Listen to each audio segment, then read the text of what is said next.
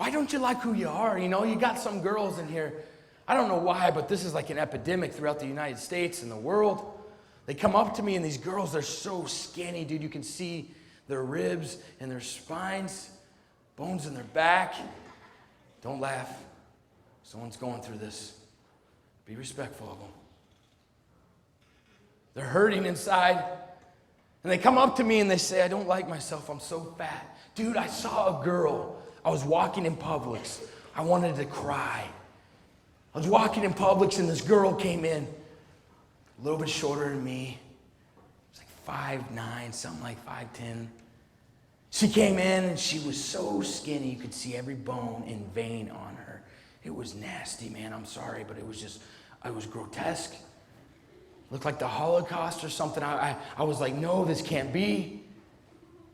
She came in, you know, they got those scales, you know. She stepped on the scale and she shook her head like this because she thought she was so fat, so ugly. Nobody just likes being themselves. The girls, they go home and you look at magazines that say, hey, if you had blonde hair, I wish I had blonde hair. More people would like me. So you dye your hair. I wish I had blue eyes so you get the colored contacts. You do everything because you don't have your father at home. You don't have someone looking at you and saying, you're beautiful, I love you. Instead, you throw up in the toilet because you think you're so fat. But you need to understand something today. You're not. You're a princess. You're beautiful. If some guy doesn't like you for who you are, they're not worth it. Some of you guys, man, you don't like who you are. A guy came up to me. I was up in Michigan about 6 months ago, and he came up to me. He was wearing all black. He had these long sleeves on, and it was after the assembly. He rolled up his sleeves, and there was little tiny cut marks all over his forearms, all over his wrists, all the way up to his shoulder blade. He said, I would show you more, but I can't pull up my legs, my pant legs. I have cuts on my inner thighs. And I said, what do you do? Why do you do that, buddy? Why do you do that? And you know what he said? He said, it hurts so bad.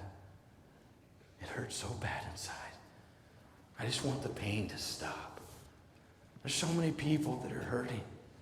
And I just came to your school today to tell you I love you.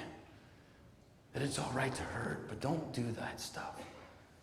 There's sometimes in life we feel like everybody's fine except for us. You feel like everybody's got everything going on except for you. And I was a sophomore in high school, and I was in literature class, and I have ADD. You guys are probably like, I know. But I was in literature class, and my teacher was reading a story, and I kind of zoned out, and I started flipping through the book. And as I flipped through the book, I came across a poem. It's called Richard Cory.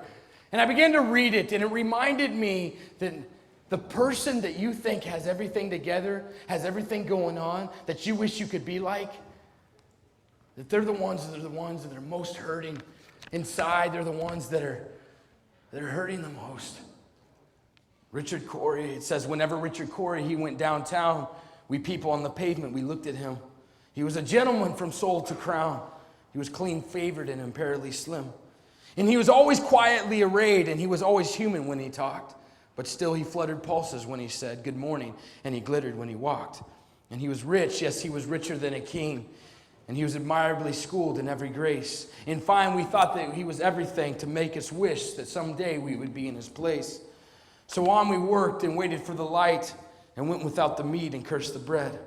And Richard Cory, one calm summer night, went home and he put a bullet in his head. Richard Cory had so much pain, but he hid it by a mask that some of us, if not all of us in this room, learn how to wear. We hide it behind our smiles.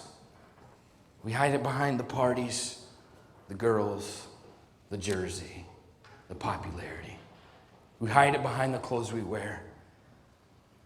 But Richard Cory, when he went home, he cried, just like you and me. His blood was red. There's a lot of pain and hurt in the world. But don't give up.